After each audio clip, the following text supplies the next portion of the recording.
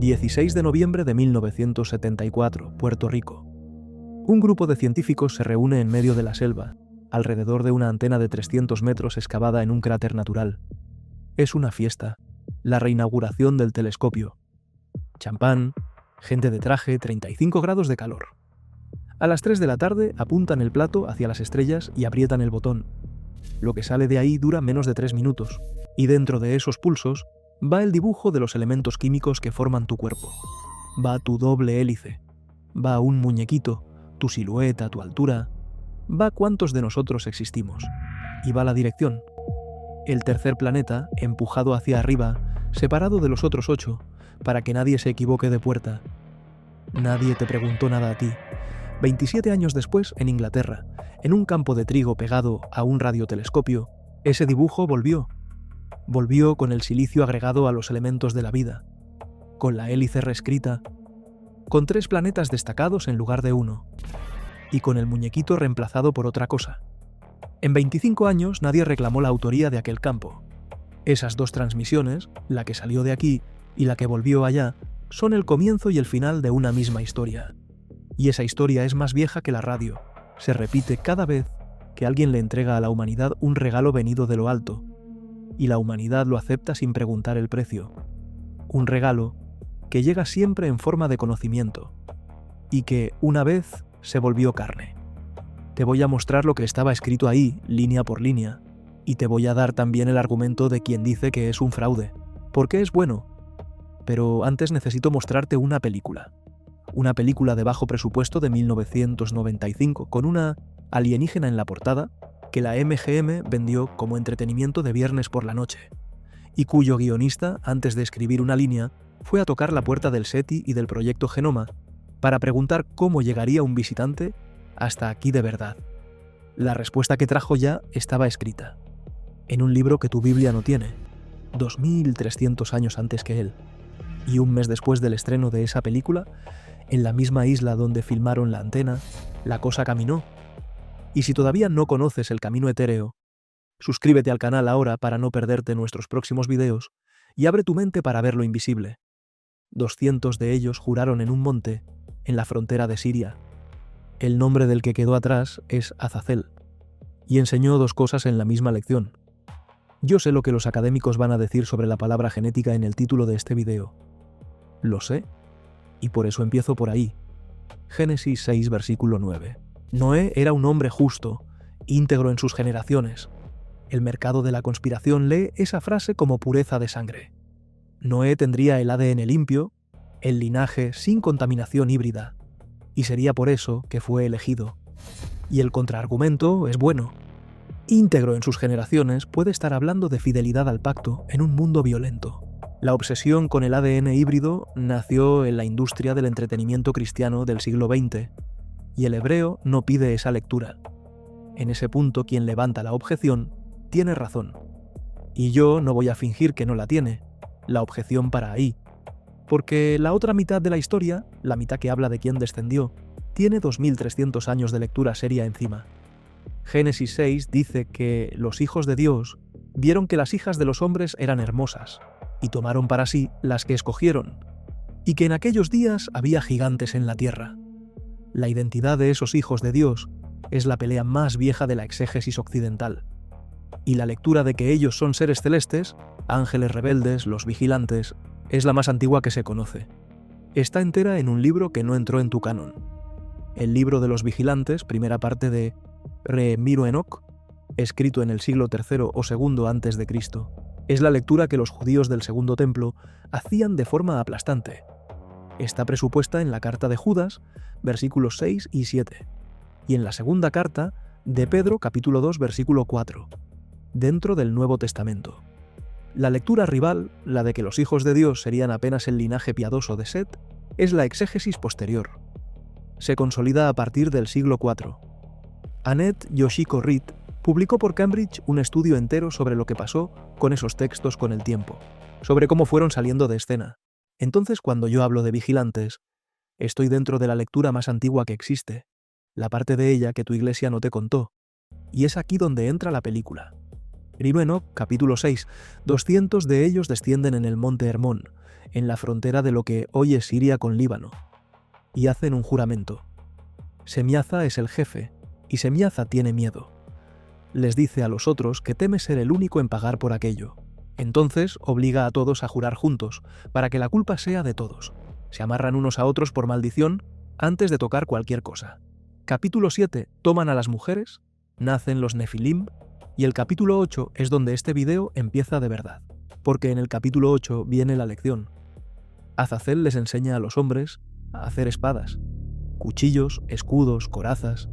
Revela los metales que están escondidos dentro de la tierra y el arte de trabajarlos. Es el nacimiento de la metalurgia y es el nacimiento de la guerra. Y en el mismo pasaje, en el mismo aliento, enseña otra cosa: el antimonio, la pintura de los párpados, los cosméticos, cómo hacer que el rostro brille, la hoja y el maquillaje, saliendo de la misma mano, como si fueran la misma tecnología. Esto tiene nombre en este video. Lo voy a llamar el regalo de Azazel, el don que llega siempre en dos mitades y que nadie logra separar después. El arma y la belleza, lo que hiere y lo que atrae. Guarda ese nombre. Dentro de algunos minutos, un artista suizo va a describir a la criatura más famosa de los años 90 usando exactamente esas dos palabras, y no va a citar a Enoch una sola vez, porque existe una película de 1995 que reconstruye ese regalo con una precisión que ningún crítico de la época percibió, y la reconstruye así por un motivo simple. El guionista, antes de escribir, fue a preguntarles a científicos de verdad cómo llegaría un alienígena hasta aquí. Si no logras ver las dos mitades del regalo, Species sigue siendo para ti exactamente lo que la MGM vendió: una alienígena corriendo por Los Ángeles. Y vas a pasar por encima del hecho de que un hombre escribió la tesis entera de este video en 1995 y firmó abajo: Dennis Feldman, 1987. Está trabajando en una comedia olvidable llamada Real Men cuando lee un artículo de Arthur C. Clarke. El artículo es sobre una cuenta simple y desanimadora: las probabilidades de que una nave alienígena localice la Tierra y llegue hasta aquí. Las distancias entre las estrellas son absurdas. Viajar por encima de la velocidad de la luz es improbable. Feldman lee aquello y llega a una conclusión que vuelve el problema al revés. En sus palabras, sería poco sofisticado para cualquier cultura alienígena venir hasta aquí dentro de una gran lata. Una gran lata. Así es como llama a la nave espacial. El platillo volador, la abducción, la luz en el cielo, el aterrizaje en el jardín de la Casa Blanca. La imagen entera del contacto para él es primitiva. Es la fantasía de una especie que todavía piensa en transporte. Una civilización adelantada resuelve esto de la manera barata. Manda información. Y la información, según Feldman, vendría con instrucciones. Instrucciones venidas del otro lado del vacío para construir algo capaz de hablar con los hombres. Aquí da el salto que hace existir este video. La cosa a construir en su cabeza es wetware. Wetware es un término prestado de la biología computacional, traducido en palabras comunes. Hardware hecho de carne. Un sistema que corre en tejido vivo en lugar de correr en silicio. Y el tejido vivo más disponible de este planeta somos nosotros. El visitante llegaría como texto y ganaría cuerpo aquí adentro, con material de aquí, usando el ADN de los organismos de la propia Tierra para adaptarse al ambiente de la Tierra. Y Feldman fue a chequear. Frecuentó las sesiones del Centro para el Estudio de la Evolución y el Origen de la Vida en la UCLA. Se sentó con científicos del SETI, fue al Instituto Salk a conversar con investigadores del proyecto Genoma Humano. Y después admitió, con todas las letras, que la película que la MGM terminó entregando de cierta forma decepcionó a aquellas personas. Hizo la tarea. El estudio fue el que no la hizo. Fue durante esa investigación que miró el mensaje de Arecibo, aquel que abrió este video, y usó una palabra para describirlo: imprudente. Su razonamiento: en la fuente. Mensajes así le pasan información a depredadores en potencia del espacio. Y ahí dice la frase que no logro sacarme de la cabeza desde que la leí. En la naturaleza, una especie no querría que un depredador supiera dónde se esconde. Especies, entonces. Una señal llega. Y viene en dos partes. La primera parte es un regalo. Instrucciones para un catalizador de metano.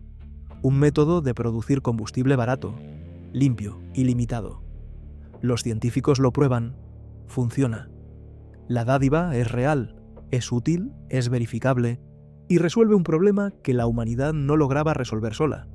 La confianza está comprada.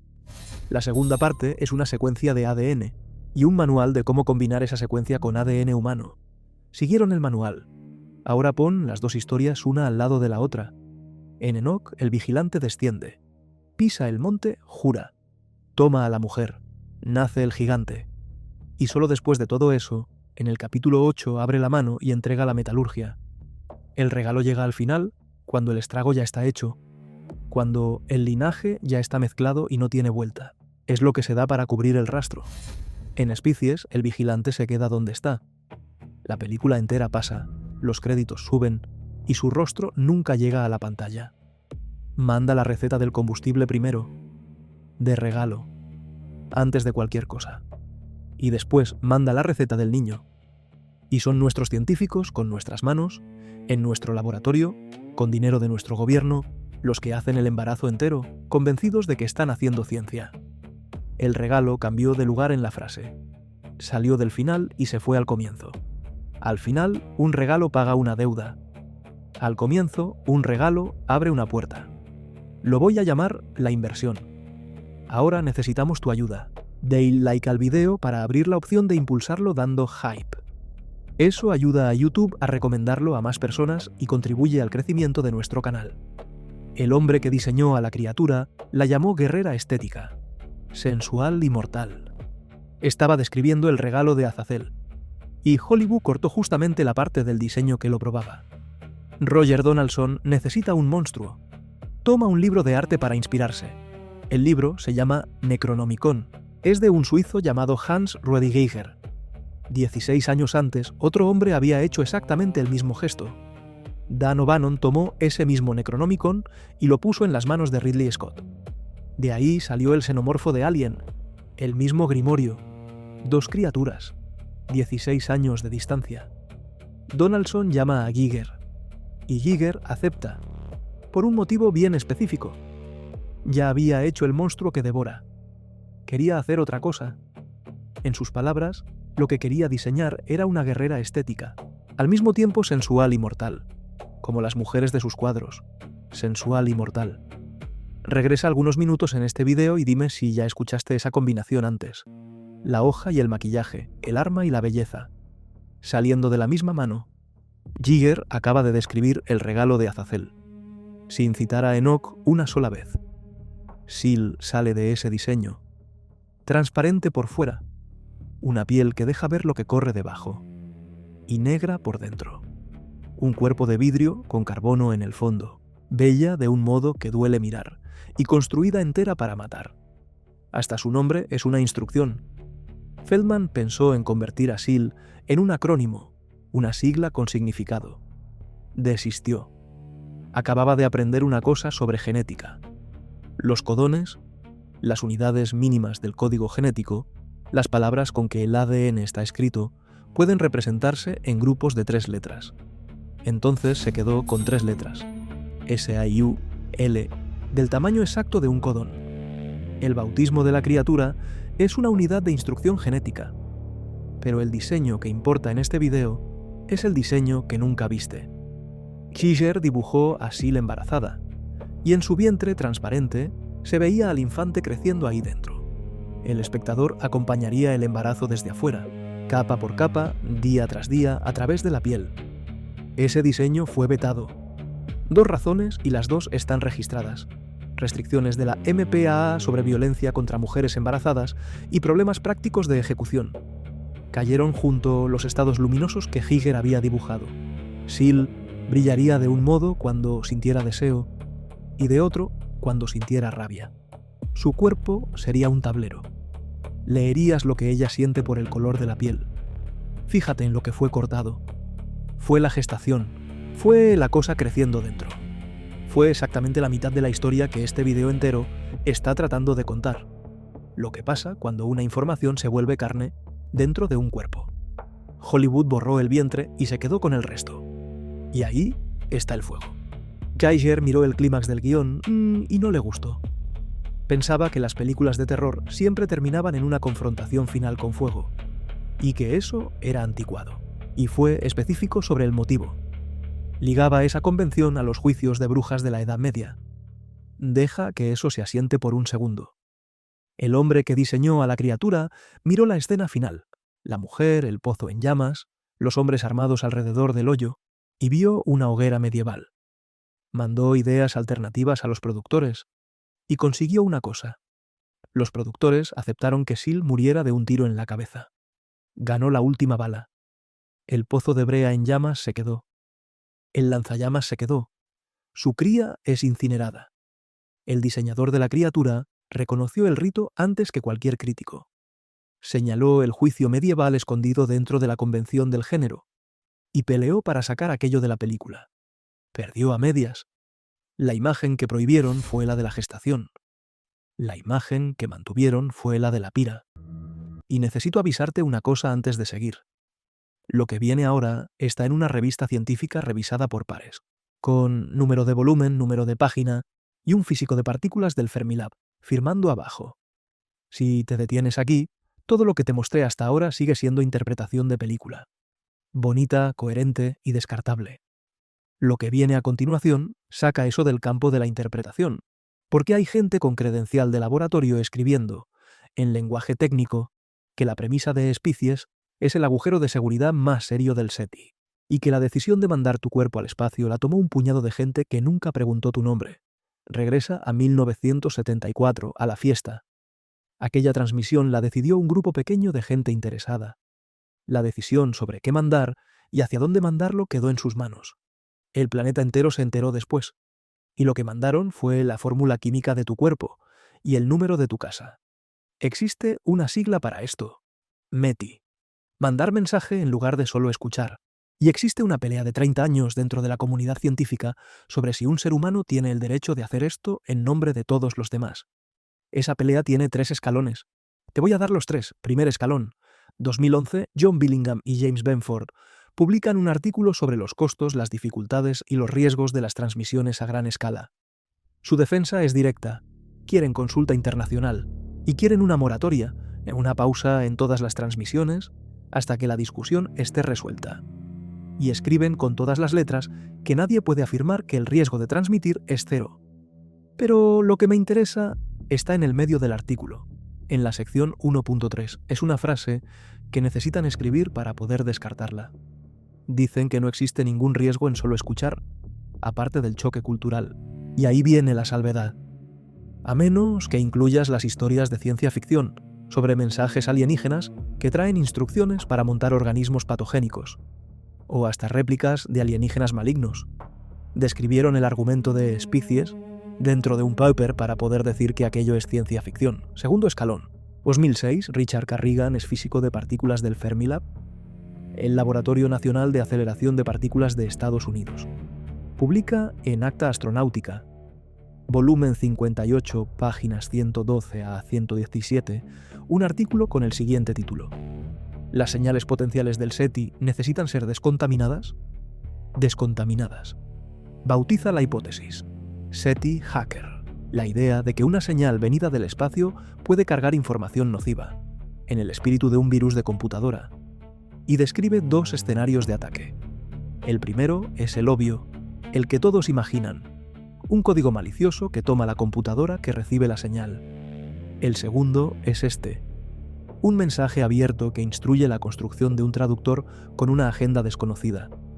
Léelo despacio. Un traductor.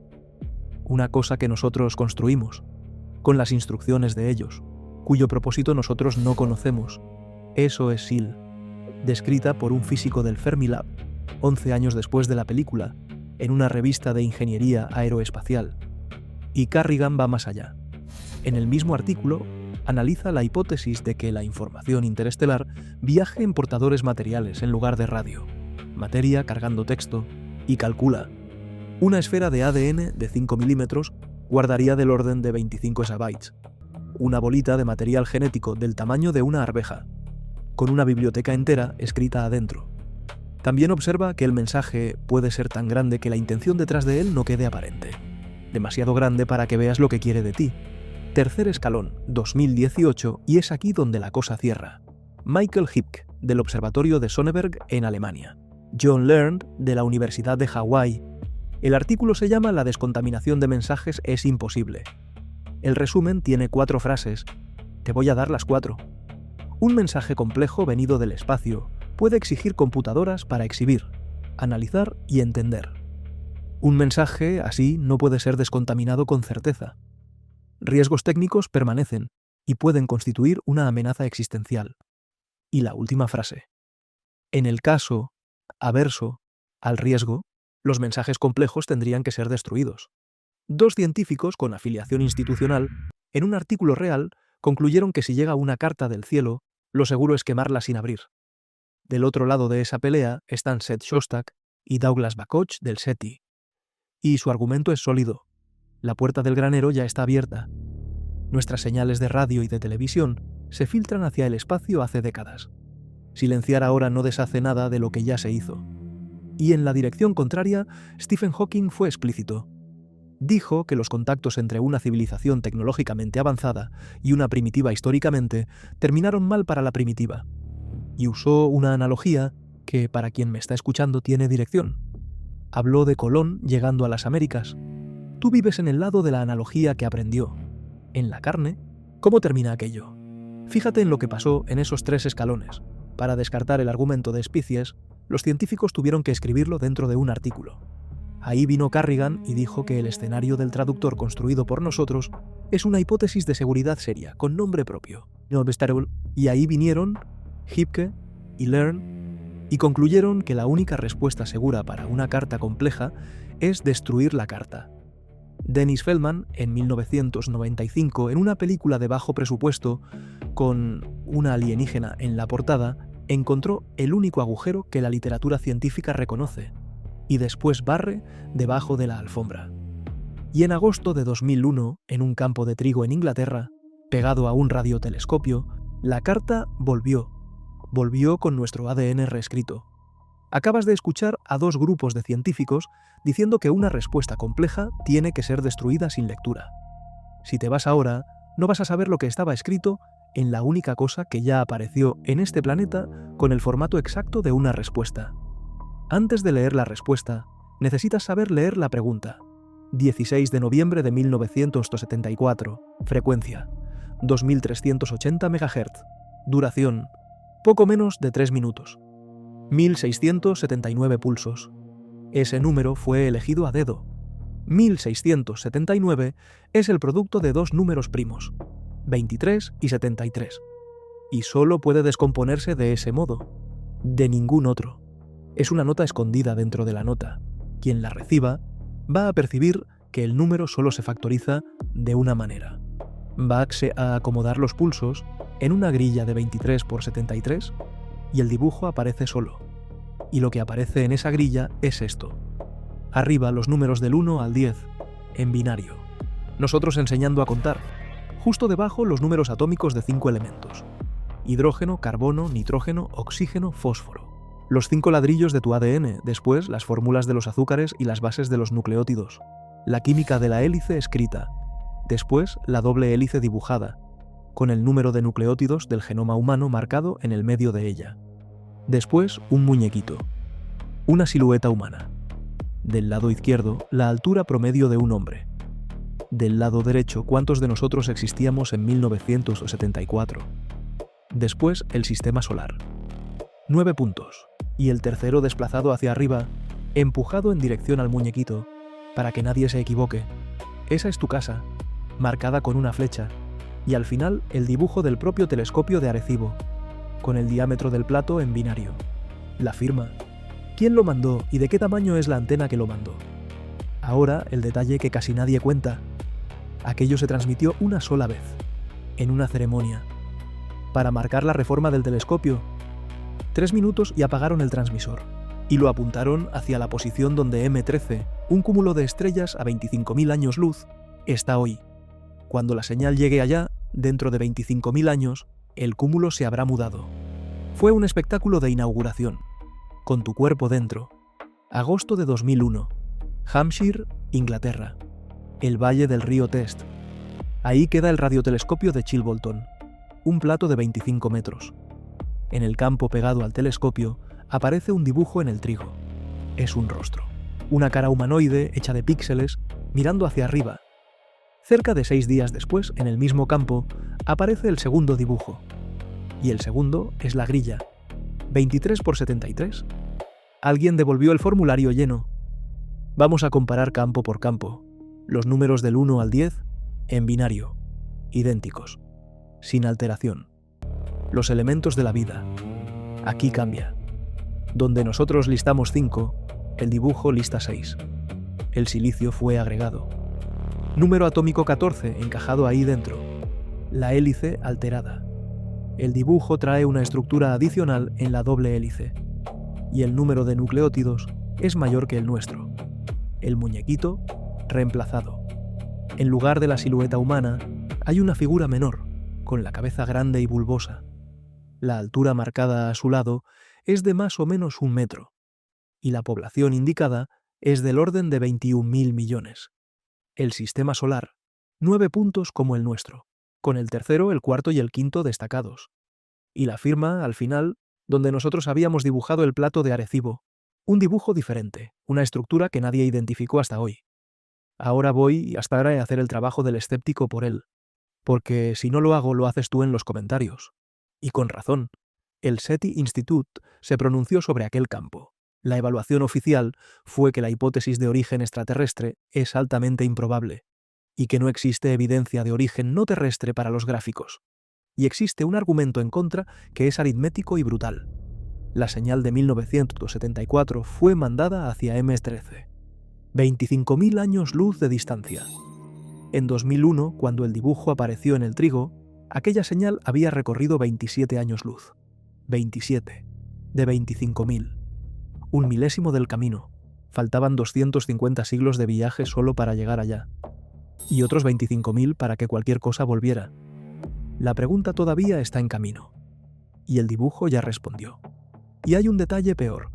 Te voy a dar ese también. En el dibujo de 2001, en el lugar donde debería estar el telescopio de Arecibo, hay una réplica de otra formación. Una que apareció en el mismo campo, 1 año antes. Y aquella región de Inglaterra ya venía produciendo formaciones complejas desde hacía años, con gente conocida en la zona. Si quieres salir de aquí pensando que es un fraude, tienes material de sobra. Acabo de entregártelo en bandeja. Solo que hay una cosa, que la versión del fraude no cierra bien. Quien hizo aquello tenía nuestra grilla entera en la mano. Podía borrar lo que quisiera.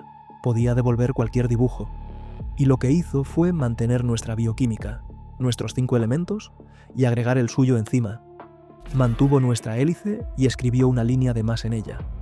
Mantuvo nuestro número de planetas y cambió apenas cuáles de ellos importan. Ese es el gesto de quien firma abajo de un documento que ya existe. El SETI dice fraude. Y tienen un argumento demoledor. La señal ni siquiera llegó. Entonces explícame una cosa. ¿Por qué en 25 años nadie reclamó la autoría? Escríbelo ahí abajo. Si llegaste hasta aquí y te das cuenta de que todo esto tiene sentido, suscríbete al canal y activa las notificaciones. Y no olvides darle ese hype al video. En marzo de 1995, 8 ovejas aparecieron muertas en Canóvanas, Puerto Rico, con 3 perforaciones en el pecho. La película recién iba a estrenarse en julio. Especies fue filmada, en parte, en el Observatorio de Arecibo, en Puerto Rico. Guarda la isla 3 fechas. Solo eso. Marzo de 1995, cerca de Canóvanas, en el noreste de la isla, aparecen los primeros animales muertos. 8 ovejas, cada una con 3 perforaciones en el pecho, y drenadas. 7 de julio de 1995, Especies se estrena. Agosto de 1995. Madeline Tolentino mira por la ventana de su casa, en Canóvanas, y ve una criatura. Describe. Más o menos 1,20 m de altura. Bípeda. Ojos grandes y oscuros que subían por las sienes. Brazos y piernas finos, 3 dedos en cada miembro. Sin orejas, sin nariz, 2 agujeritos de aire en su lugar, y una hilera de espinas bajando por la columna. Un comediante puertorriqueño llamado Silverio Pérez estaba comentando los ataques como locutor de radio en San Juan. Fue él quien bautizó la cosa. Chupacabras. El nombre del monstruo más famoso de América Latina salió de un chiste en la radio. Benjamin Radford investigó esto durante 5 años. Publicó en 2011 por la editorial de la Universidad de Nuevo México, y su conclusión es la que tú ya estás armando en la cabeza ahora. La descripción de Tolentino vino de Sil. Ella había visto especies antes de dar el relato. Y está el detalle que eriza. Radford descubrió que Tolentino creía que las criaturas y los eventos de especies estaban ocurriendo de verdad en Puerto Rico en aquel momento. Su conclusión es seca. La descripción más importante del chupacabras no es confiable. Necesito ser justo con ella aquí. Radford no la acusa de mentir. Describe un proceso. La manera en que la memoria de un evento aterrador se reorganiza usando el material visual más reciente que el cerebro tiene a la mano. Ella vio algo, y lo recordó con las herramientas que tenía. Solo que la versión de Radford tiene un agujero, y el agujero tiene 4 meses. Marzo. Algo ya estaba matando en marzo. 4 meses antes de que la película existiera en aquella isla. Las ovejas de Canóvanas murieron antes de Giger, antes de Sil, antes de la MGM. Y 20 años antes de eso, en 1975, una serie de matanzas de ganado en la ciudad de Moca, en la misma isla, se le atribuyó a una cosa que los habitantes llamaban el vampiro de Moca. La isla ya tenía un bebedor de sangre, cuando Giger todavía estaba diseñando el xenomorfo. Entonces, aquí está la cosa, que este video entero venía caminando para decir: Especies no inventó al chupacabras. Le dio un rostro. Y mira lo que acaba de pasar en esa frase. La película es sobre una información que llega del cielo y se vuelve carne. Un mes después del estreno, en la isla donde filmaron la antena que recibe la información del cielo, una información se volvió carne. La señal fue la MGM. El laboratorio fue la memoria de una mujer mirando por la ventana. Y el cuerpo se montó con material que ya estaba ahí. Un ganado muerto que nadie sabía explicar. El regalo de Azazel, una vez más. Un monstruo bello diseñado por un suizo, que se volvió el depredador de una isla entera. El chupacabras ya estaba matando en marzo. La película se estrenó en julio. Ahora dime tú, ¿la testigo copió a Giger? ¿O Giger dibujó lo que ya estaba ahí? Comenta. Hay una cosa que Feldman quería hacer con Sil, y que no cupo en la película. En su concepción original, Sil mutaría todo el tiempo. Y el material que usaría para mutar sería el ADN basura humano. ADN basura es el nombre que le damos a los pedazos del genoma que no codifican proteína, la parte que parece sobra, escombro evolutivo. Feldman imaginó que Sil usaría esa sobra para acceder a todas las defensas del reino animal entero por el cual nosotros evolucionamos, incluyendo defensas que nunca llegaron a desarrollarse, y otras que nadie conoce hoy, porque las especies que las tenían se extinguieron. Traduciendo, tu cuerpo guarda, dormidas, las armas de linajes que murieron antes de que tú nacieras. Tú eres un archivo que nadie abrió. Yo llamo a esto el archivo dormido. Y Enoch dice la misma cosa, 2300 años antes, en otra lengua. Primera Enoch, capítulos 15 y 16. Los nefilim mueren, sus cuerpos se acaban, y los espíritus permanecen sobre la tierra y afligen a la humanidad hasta el último día. El híbrido muere. Lo que él era sigue hospedado. Ahora el último plano de especies. Los sobrevivientes se van. El auto desaparece en la carretera. Y allá atrás, en la alcantarilla, una rata encuentra un pedazo de tentáculo cortado de Sil. La rata roe. La rata muta y desaparece en el caño, llevando la instrucción consigo. Una información se volvió carne. Eso ya pasó una vez, en una isla, en 1995. Y la única cosa que decide lo que va a ser construido dentro de ti es lo que dejas entrar.